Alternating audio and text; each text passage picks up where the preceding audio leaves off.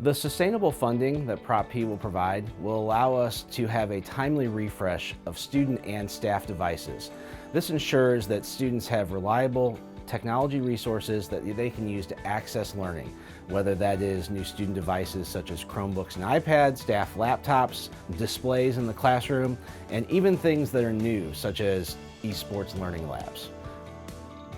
We want to give our students the best opportunities for whatever they choose to do. I think we have one of the best courts around here compared to what we had a couple years ago. The opportunity to get kids in an area that is appealing to them to get physical activity, I think, is a big deal. And anytime you can present that atmosphere where kids want to be and kids want to play and kids want to get active, I think it's a good thing.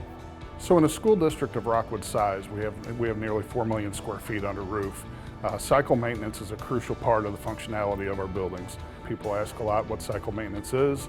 In the facilities world, we consider cycle maintenance items things that you really don't think about until there's a problem.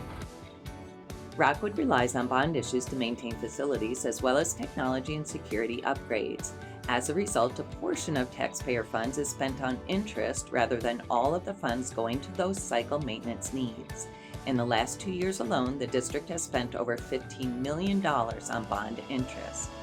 Proposition P, if passed, would authorize the district to increase the operating tax levy in the Capital Projects Fund by 54 cents and reduce the debt service levy by 54 cents, leaving the total tax rate unchanged.